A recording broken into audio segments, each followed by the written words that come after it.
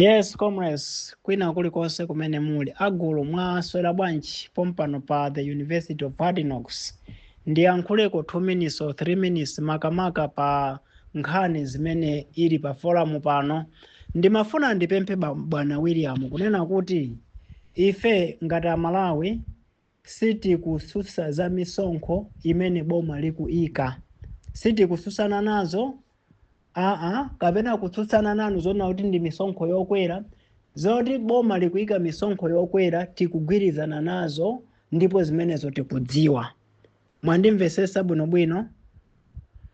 Komano chimene tikutsutsana nanu chachikulu ndichonena kuti choyamba ndikupempheni kunena kuti mukafuna kupanga ma voice yanu kapena mukafuna kubwera ndi nkhani yanu muziyika mu ndondomeko izikhala ndipo oyambira ndi mathero kuti no anthu amene mukuwauza aziziwa chimene inu mukufuna kuyankhula.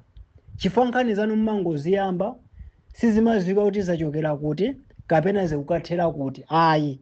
Ndeti kupempheni kunena kuti nkhani zanu zizikhala ndipo oyambira kunena kuti zayambira apa ndipo zathera apa, anthu aziziwa chimene mukufuna kuyankhula. Cha namba 2, nkhani ya misonkho tonse amene tikudziwa kunena kuti boma likuika VAT pa zinthu zosiyana-siyana. Chimene ndikutsutsana nanu nthawi ino ya usiku ndichonena kuti zinthu zina mukamayankhula muzikhala nazo umboni okwanira, kunena kuti pa chimene mukuyankhulacho muli nacho umboni okwanira. Ka namba 2, mukamayankhula zinthu muzikhala ndi information yokwanira ya zimene mukuyankhula zija. Chifukwa chonena kuti mumayankhula zinthu zina ngati nkhani mwachisanzo nkhani za misonkho zimene mwayankhula apa sizikuziwika kumene mwachoka nazo, ndipo anthu enanso amene ali ku Malawi kuno komanso anthu ena amene ali ozindikira tikumadabwa nazo kunena kuti kodi nkhanizi azitenga kutiko. Ali ku Malawi konkuno? Ngati ali ku Malawi azitenga kutiko. Ali maiko akunja? Ngati ali maiko akunja wanamiza ndani? Wina aliyense akumadabwa nazo. That's why ndakufufusani kunena kuti mukafuna kutulusa VN muzitulusa VN izioneka kunena kuti amafuna tu kuyankhula icho kapena ayankhula icho chachokera apo kuti anthu azikumvesesani. Ineyo sindimatulusa information kapena sindimatulusa audio kapena kukamba nkhani imene ndilibe nayo information ina iliyonse. Ayi.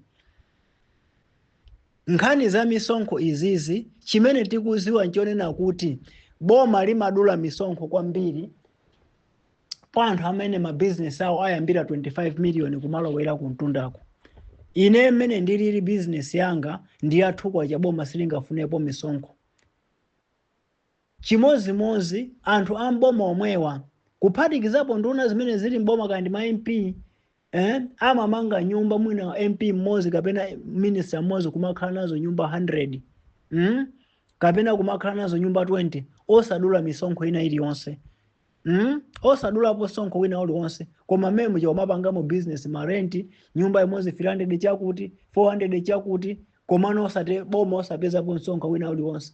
Sonkho kumakatane kumakapezeka kuti akupereka munthu ogulisa nkhwani ogulisa bonongwe koma amene ali ndi nyumba 50 za ma 300 ma 500,000 pa mwezi amene osapereka ku sonkho. Nde boma likuika misonkho pa zimenezozo tikanene kuna kuti pamepo boma likulakwa. Kodi ntchito ya misonkho imene boma likuika iniyo mukuziziwa kuna kuti ntchito yake ndi chani? Mwina ntchito ya misonkho simukuitani simukuidziwa limene boma limatolera. Kukakhala kubako kuti anthu amboma kapena anthu andale amaba umakhala mtima wawo ndi unkhutu kumve wawo kufuna kubera Amalawi. Koma zona zake zenizeni zona kuti misonkho imene boma limatolera limagwira ntchito zosiyana-siyana nziko zitukuko ngakhalenso zinthu zina zofunikira ngati nzipatala ma civil servants kuwalipira ndi zina zotero. Palibe pa ziko lapansi kumene boma silitolera misonkho kuchokera kwa anthu ake. Ngakhale ku America, ngakhale ku South Africa kumene muliko boma limatolera misonkho. Nkhani ya ma minerals ndinakuyankhani kale kunena kuti nthawi ya amuluzi ma minerals ana aliko nthawi ya Abingu maminerals aliko, nthawi ya Mai Joyce Banda maminerals aliko, nthawi ya ndani awa, nthawi ya Professor maminerals aliko, nthawi ya Chakwera maminerals aliko. Zaka zonsezo Muluzi Acheya analamulira dziko lino kwa zaka 10 chifukwa chani maminerals sankaona. Kamuzu Banda analamulira zaka 31 maminerals sankaona. Abingu analamulira kandi zaka 6 kandi zaka zingati zaka 7 maminerals sankaona. Ndelero lokha mwangodzuka kunena kuti boma langokhala myezi 3 myezi 4 mukuti maminerals ipange makampani lembe anthu ntchito. Pamenepo mutu anu kugwira kapena ife a Malawi amene mumamvera kapena amene mwamvera zimenezo kapena mumamvera nkhani zona kuti mziko muno muli maminerals mumaona kuti amene akuyankhula mutu wake ukugwira bwinobwino.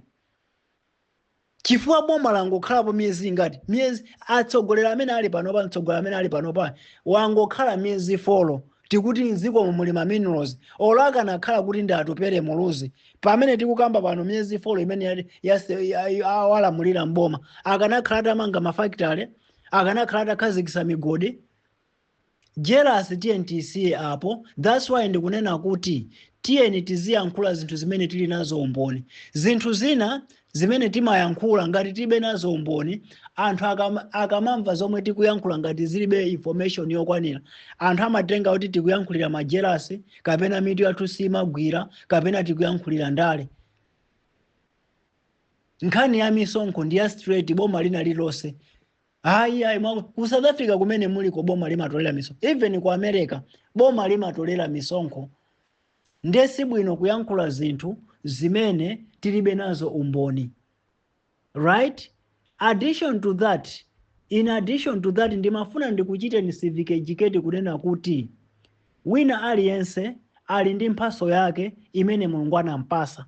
Maphunziro ake amene anapita nawo kaya ndi mphaso talente yochokera kwa Mulungu kunena kuti awamatha ichi. Mwandimvesesa? Ine nditha kukhala oziwa kuyankhula komano osaziwa kukhala osaziwa ndale. Nditha kukhala oziwa economy komano osakhala president wa dziko. Nditha kukhala wa business komano osaziwa chani osaziwa ndale. Zimenezo zimachitika ndithu. Ndimafuna ndikuchenjeze anzanga kuphatikizapo inu bwana William ndi anzanu onse a UDF kunena kuti atupere Muluzi pokhala one of the best kuma business kukhala mu anthu 100 pa dziko lapansi kaya pa dziko lapansi kaya ndi ku Africa kuno. I don't understand. Sizi kutanthauza kunena kuti amene angakhale mtsogoleri wa dziko. Ndibwerezenso kunena kuti nziko muno tili ndi ma economist ambiri. Achina Kabambe osaja ndi ma economist. Tili ndi anthu ophunzira ndithu. Koma sizi kutanthauza kuti pamene ali ma economist atha kulamulira dziko lino. Sizi kutanthauza choncho. Tili ndi anthu a business m'Malawi muno ochuluka kwambiri. Nditha kukupasani zitsanzo tili ndi asimbi. Ndi munthu olemera wa ma business kwambiri. Koma that does not qualify him kuti atha kukhala president wa dziko. Tili ndi Dr. Thompson Mpinganjira, very rich, wa mabanki ndi wa business olemera kwambiri. Koma that does not qualify him kuti angakakhale mtsogoleri wa dziko. Tili ndi anthu Prophet Shepherd Bushiri, ndi munthu himself is a prophet, a man of God. Ndi wa ma business, a prophet Bushiri ndi ama business. Tili ndi a prophet Mbewe. Tili ndi anthu ndani Zombe amene akumanga factory kudowa. Anthu ama business akula. Komano that does not qualify them kuti atha kukhala mtsogoleri wa dziko. Kuti tafunse Dr. Kabambe zachuma azilongosola kwambiri. Koma that does not qualify him kuti atha kukhala president wa dziko. Tinali ndi gulu la Chakwera amene amalifotokoza dziko lino mitengo ndi zina zotero. Sizimawachita qualify. Tinawayesa kuti akhale mu bomamu pa zimene amayankhula. Sizimawachita ndi boma mmene analionongeramo. Chimozimozi ndimafuna ndiyankhule nkhani ya atupere Muluzi. Amaziwa business. Achite concentrate pa zimene amaziwa ndi kuthandizira dziko kuti no dziko liyende bwino. agenda for change ija business first ija atakumana ndi president kumathandizira boma ziko litha kupita pasogolo koma zimene zijazo business first ija sizikutanthauza kunena kuti ndiye kuti iye uja ali qualified kuti atha kukhala president wa dziko. That's why zikunkanika. Ndinamvapo ena anafotokoza kunena kuti ma advisor amene amalangiza chipani cha UDF ndi amene amalangiza Dr. Atupele Muluzi amalakwisa. Ena mwa iwo ndinu ma supporters amene mumampyepherezera Atupele Muluzi kuti atha kukhala president chifukwa cha zimene amayankhula. Nzeru zake zimene ali nazo za business, clean sheet ya Katangale imene ali nayo kunena kuti alibe Katangale wina aliyese, zimene zijazo atathandizira boma ndi kumathandizira boma dziko litha kuyenda bwino. Chimozimozi Dr. Mpinganjira, chimozimozi Napoleon Zombe, chimozimozi Prophet Shepard Bushiri Major 1 ndi anthu ena onse Dr. Kabambe mene ali mja economist amalongosola bwino za chuma. Kuthandizira za economy kuna kuti tiye ndithandize ziko litha kupita pasogolo. Amene timawalakwisa azisogoleri ena ndife anthu andale, amene ndife ma supporters, amene so ma supporters ena mitu ya usima gwira. Mukunkagamiza Atupele Muluzi kuti apite kundale pamene simukuziwa mphaso yake kuti kodi mphaso yake imene ali nayo iyi Mulungu anampasa kuti azakhala president kapena azakhala ndi ma business akulu amene boma lizapindule kuchokera kwa iyeyo. Zimenezo simumaziwa, chimene mumaona kunena kuti akhale president, zimene Mulungu sana mulembere kuti atha kukhala president. Sindikutemberera, komano ndikungofuna ndikuthandizireni kunena kuti kutheka kunati Atupele wayesesa kundale kandi zaka zingati akuyimirira nthawi yaitali bwanja akuyimirira koma osapambana. Koma anthu mmangonkakamizabe amene akhale president ukuchuma chake chikuta, amene akhale president, amene akhale president. Ndi liti lomwe azakhale president? Zimene zili mbuli ndi anthu osazindikira ndi amene mumankakamiza Atupele Muluzi kuti apite kundale azayimirira president. Chonsecho akungogwa. Anasiya ndale kunena kuti ndikufuna ndikapange chani, ndikapange ma business anga.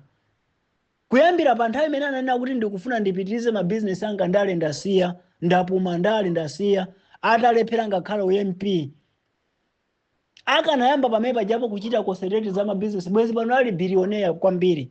Of course ndi billionaire kale, ali ndi ndrama. Koma bwezi ataposa pamene pajapo dziko la Malawi ndikumawerengera, Africa ndikumawerengera ndi mmene aliliye uja Atupele Muluzi. Koma inu nomwe anthu andale, inu nomwe ma supporters, gulu la ndani, gulu la William ndi anzanu ku chipani cha UDF ndi amene mumanamiza pomusonkhera ndalama kunena kuti tikuthandiza ndi ndalama kayimirire kundale. Uyo akupezeka kuti akugwa momvesa chisoni. Ineyo nditapasidwa mpata kuti ndilangize kapena ndipereke uphungu kwa Atupele Muluzi, ndingamuza Atupele kuti bwana Atupele Muluzi, inu ndi munthu wa nzeru, simumaba, mumatha kulongosola bwinobwino ziko. Tapitirizani business yanu muthandizire ziko la Malawi. Atha kulemba anthu ntchito ma thousand amene ujayo chifukwa cha business mene amapangira Dr. Mpinganjira ndi anthu ena ama business. Koma timangonkakamira kundale. Cholinga timafuna tizimudyera chikhale chani, kapena timafuna azafe munthu osauka. Aliyese pali mphaso, sikuti munthu akaziwa kuyankhula za chuma kapena akakhala economist ndeze kuti anthu kuti uzakhala president kuti chuma cha ziko uzachiyendesa bwino. Sikuti ukakhala unati umadziwa malamulo kapena unapita ku skulu ya malamulo ya law nde kuti iweyo uzakhale president malamulo uzayendesa bwino.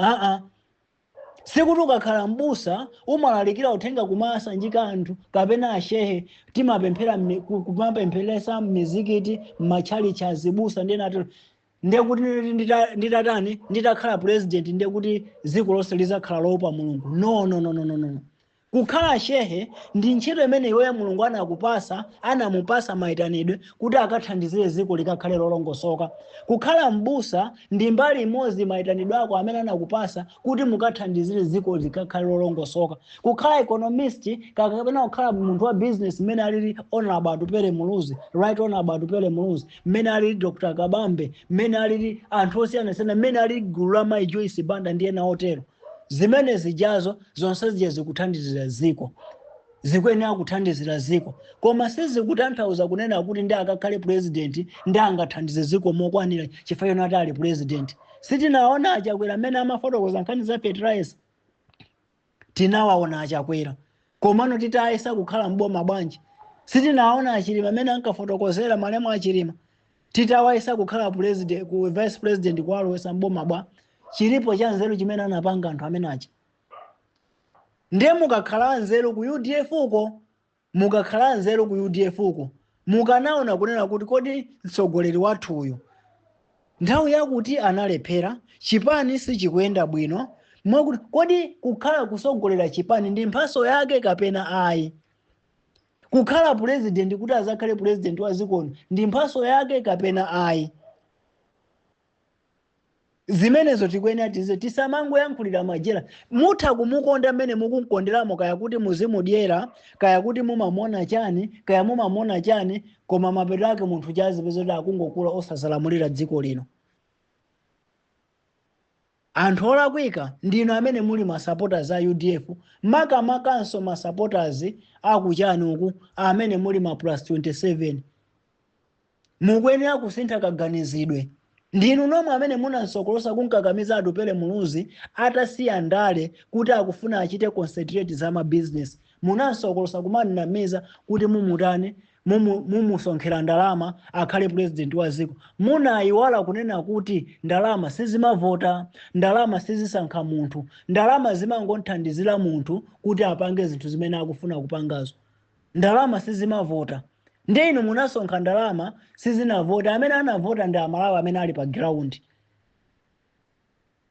Amalawi amene ndiye ndikudabwa kunena kuti Amalawi amene ali pa ground amene anavota akudandaula pang'ono, koma amene mukukuwa ndino amene ama +27 amene nkuvota komwe simunavote, amene ngakhale chiphaso cha uzika mulibe, ndi amene mumapezeka mukukuwa mma social media kwambiri. Ambuye akuthandizeni kwambiri, akupaseniso nzeru zonati mukazindikire kunena kuti Atupele Muluzi nzeru zimene ali nazo jendi za business, ndipo atalimbikira kumene kujako za ndale nkuzisiya, atha kuzalemera koopsa ndi kulembaso anthu ochuluka koopsa ndi kuthandiziraso ziko la Malawiso kukhalaso pamwamba chifukwa cha Atupele Muluzi. Osati kuti chifukwa choti ndi president, koma one of the best businessman in Africa. Zitha kutheka zimenezo. Ndinalemba kwina kwake kunena kuti mukulimbana ndi zimenezi, talimbana ndi chipanichi kuti nomuthandizire kunena kuti mupeze mtsogoleri wina. Atupele Muluzi apange za business, alemere, athandizire ziko la Malawi. Anakunyengani ndani aGalatia kunena kuti kuthandizira ziko pokapoka ukhale president? Anakunyengani ndani? Anakunamizani ndani kunena kuti ukathandizire ziko lako pokapoka utakhala president?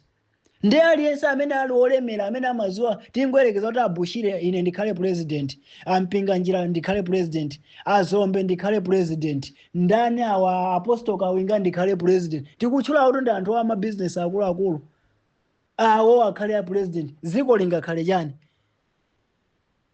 Ayi, pezani nthawi mukonze chipani.